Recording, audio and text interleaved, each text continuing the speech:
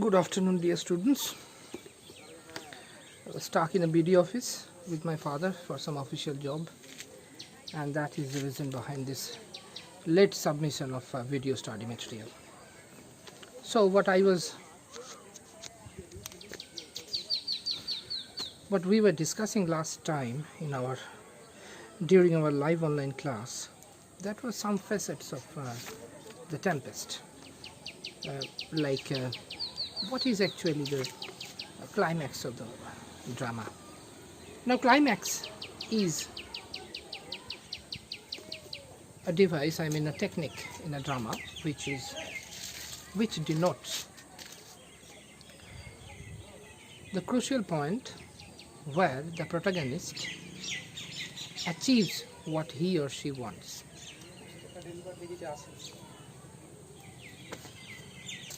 Sorry. So what I was telling that this is the point in a drama where the protagonist achieves what he or she wants. Like I'm telling you about the Macbeth. Macbeth, he killed Duncan, became the ruler of Scotland as prophesied by the witches. That is his peak. That is his peak. That he is on the throne. After that, his downfall begins. And here there is no downfall though. Falling action is there a little bit, which culminates into reconciliation and marriage. So here, Tempest, you might say that the reunion, almost all the open sources they talk about it, the reunion part, or when Prospero get back his dukedom, the rightful ownership of his dukedom. But still, let me tell you one thing, that in order to get back his dukedom, his lost paradise, in order to regain it, what is the thing that is going to play a key role, a pivotal role in the drama? That is the marriage in between Miranda and Ferdinand. This will determine Prospero's future, because Prospero said that this time, according to my knowledge of astrology, that's what Prospero said, that according to my knowledge of astrology, I know that this is the time when my guiding star will be at its peak, zenith, and its influence will be at its full over me. So I have to cultivate the hour. I have to use it. So what is the thing that Prospero wants here right now in order to have all these things which he dreams of? That is the marriage between Miranda and Ferdinand. This is the very climax. Act 4:1, scene 1. There Miranda and Ferdinand's marriage is commencing.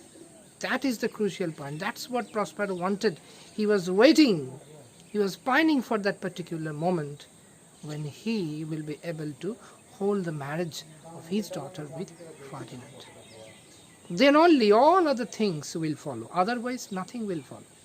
He can't get back his dukedom. He can't reconcile with his enemies. Nothing will happen except the marriage in between Miranda and Ferdinand. So that is the crucial most hour or moment of the drama that fixes and that predicts what is going to come, what is going to happen after that. So this is the very moment where we can find the climax of the same. After that, whatever happens, that is only reconciliation and marriage. So that part. Let me tell you one more thing, just a second.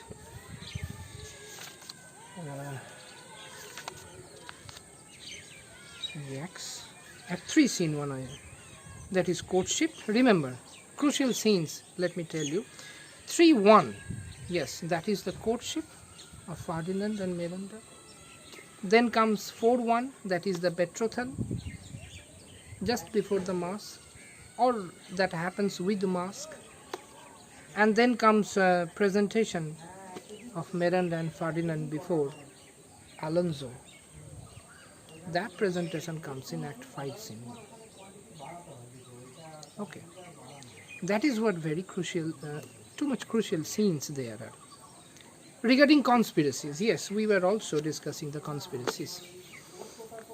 So, people are conspiring against someone, and people often conspire to gain something, supplanting the person who is having the authority or who is having the authorship of that particular object, which others wants to snatch from him or her. So how and what are the things which are there like that? Prospero's throne. Now remember here this drama, before I venture into it, let me tell you that this drama follows the Aristotelian trinity, unity of time, place and action. So the things that are happening outside the island, you cannot take these things into consideration while you are determining the conspiracies or the actions of the drama. Because unity of place must be there. In a particular place, whichever the things are happening, that will be considered. Not those which are mentioned and that belongs to far off. No, you can't do it. So there was a conspiracy that took place, occurs beyond the place, unity of place, that is the island, beyond the island, and that is Prospero's banishment. His brother supplanted him wrongfully, or if you ask me particularly, I won't say this was completely wrong, because someone will have to take care of the subjects of the state. You can't just get obsessed in your own hobbies and let your state go to hell. You can't do it. A ruler must prepare for the worst and hope for the best. But Prospero was doing nothing of this sort.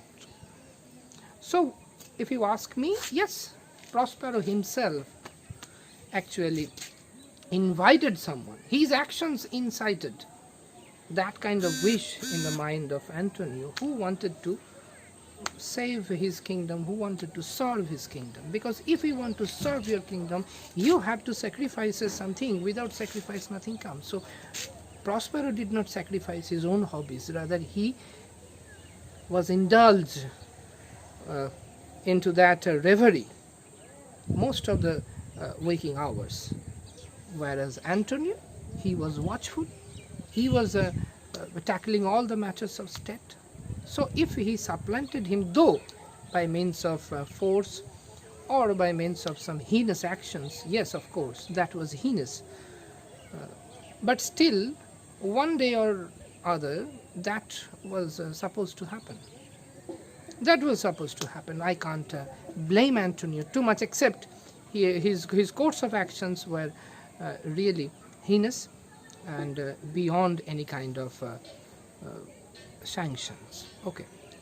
For this reason, I don't sanction him, but Prospero was opening the gates himself. So, yes. Now, the thing is that we were talking about conspiracies, yes.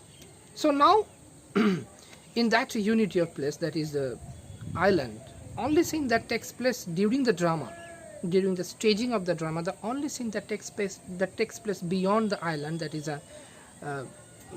the Tempest itself. When the crew, they are waiting with bated breath when the ship will wreck and the ship is careening towards the coast, that scene means opening scene. This is something that takes place beyond the island, though it is not very far, but still it is beyond that island. That is the only scene. But after that, whatever the things which are going on, this is very much interesting and exciting. So here Prospero is ruling the island, and against Prospero there are two groups who are planning to snatch his throne. There is one. Who is that person? Not Prospero. There is one group. Yes, exactly. I won't divide that group because Caliban is with the butler and the jester, means Trinculo and Stefano, with them. So we will take Caliban, Stefano and Trinculo as a single group. This group is conspiring continuously in order to snatch Prospero's throne. They are planning so many things, so many ways. They are chalking out the plans, but we know these plans are to be shattered. We know it. That's why this is a comedy. These plans are sure to be shattered. Now, another thing is that there is Antonio, chief of the old block. Still, he is trying to poison Sebastian's ears by reiterating his own job and his what he achieved through the treachery, by banishing his own rightful brother and ascending to the throne. That is what he is telling. He is reiterating it again and again, and pouring that venom into Sebastian's ears, so that Sebastian is prompted or is incited enough to kill, to take up arms against his own brother. He is encouraging him to do the same thing, but that is not encourage. I would like to say he is bamboozling him, or that is called, another word is there, which is it is called, one more word was there like bamboozle.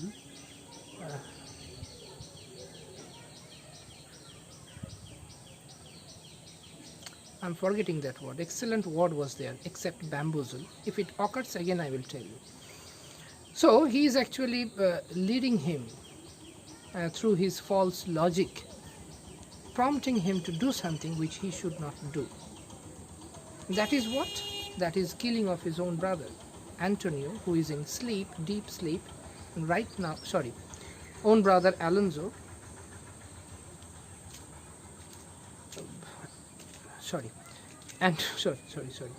there was a problem, just a second, okay, so there are two pairs of brothers are there, two pairs of brothers are Antonio, Sebastian, yes. So Caliban is trying to, Antonio is trying to corrupt Sebastian's ear, so that Sebastian is prompted to kill Alonso and become himself the duke. So that is what Antonio is doing, because he had done the same thing before. He banished his own brother. Rather, he arranged it in a way so that his brother never returns alive. That's why when all persons, Alonso, Gonzalo, they are sleeping, it is Antonio who is pouring the venom of revenge, of foul doing, just like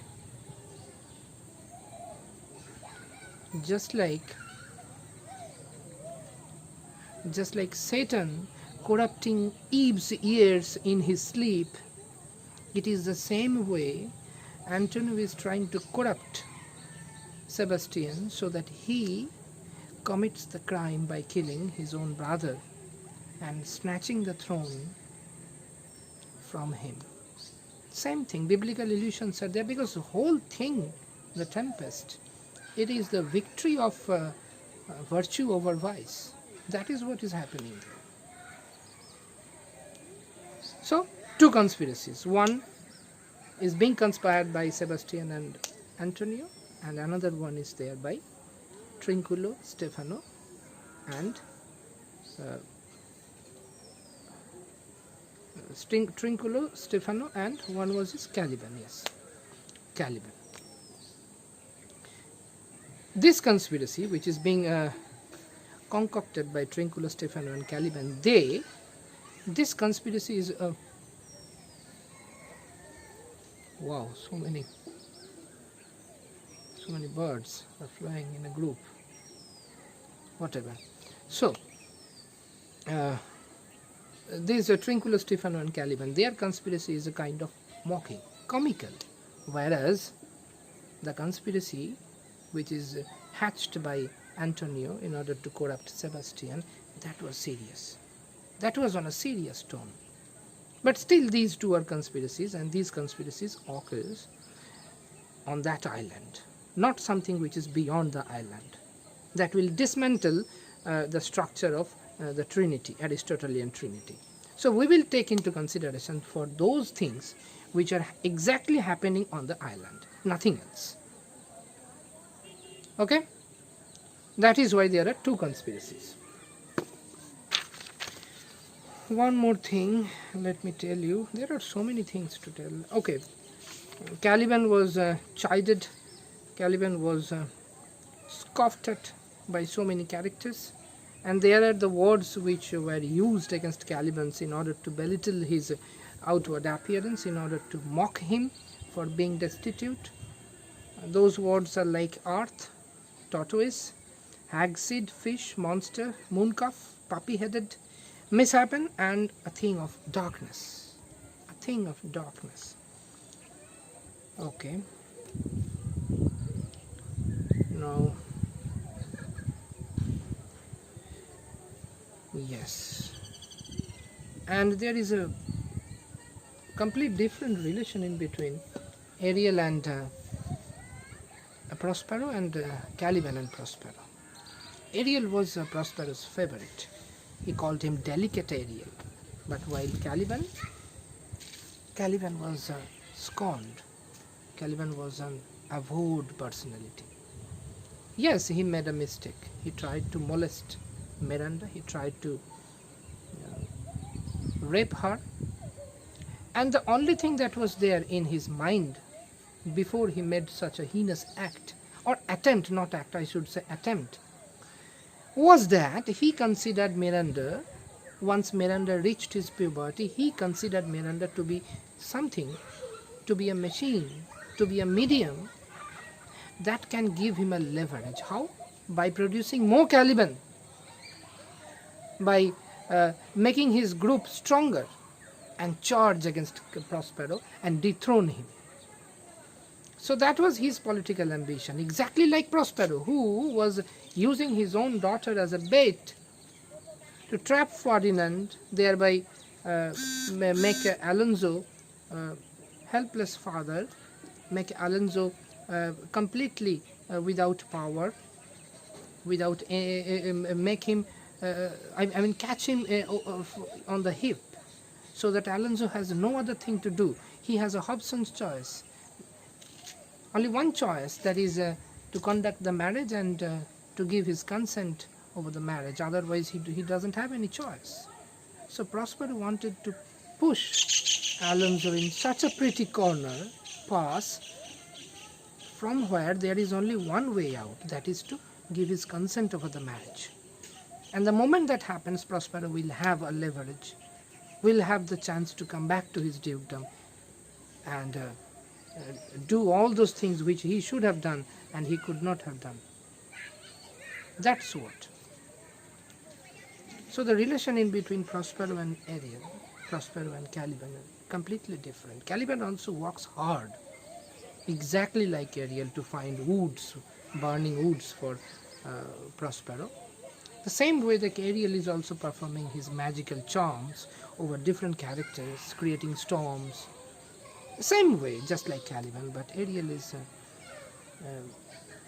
a dear to Prospero, because he did not make an attempt,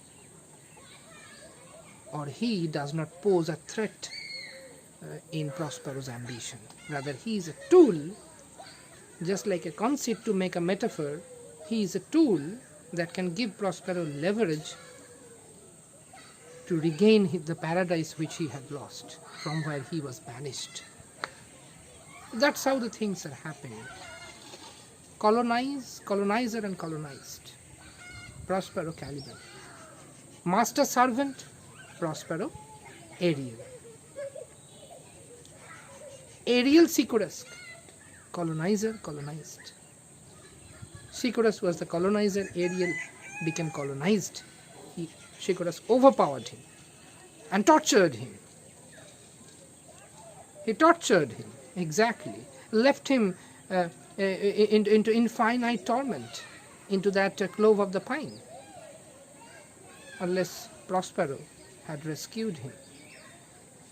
So that's how the relations are going on. Prospero and Miranda relation, and see Ferdinand and Alonso, these relations are completely different. Rather, one more thing you don't forget, the relationship in between Alonso and his daughter Claribel. These shadowy characters, Claribel, Prospero's wife. Think about Claribel. He was married to far, that is what? Yes, in Africa. That was, what was that island? Yes, they were coming from Tunis. Yes, they were coming from Tunis. And there is little chance that this father and daughter will ever meet again. Can we just measure the kind of loss which is being felt by Claribel? Isn't she feeling that I am being transported, I am being exiled? These themes are coming into the surface by the modern critics. These characters who are not present there, their shadows are there only because they are mentioned by the lips of these characters who are present on the island, but through their speech we can have a tremendous, I should say, awe-inspiring personality. Yes, an awe-inspiring personality, Claribel. What is happening with her? So these personalities are there, different kind of relationships are going on. Two pairs of father and child, so child is there, but their relationship is completely different. Prospero and Miranda like a schoolmaster and a student and nothing else. Miranda was led to know only those things which Prospero sanctioned. Beyond Prospero's sanction, Miranda did not even get to know anything. So these things you have to consider, you have to sketch it out, you have to thought it out. That what is happening there, you should question yourself. If I had been in that position, what would I have done? Only these questions can open new vista of a discussion. So I hope you will do it, and in my next class, live online class, you do one thing for sure, that you please read whichever act you like, act 3, 4, 5 which is in your syllabus, whichever act you prefer, you read it properly, and you please point out those problems, those places where you are finding it difficult to interpret. You please point it out during the class. So that's all for today, students. We will meet again. Thank you very much. Tata.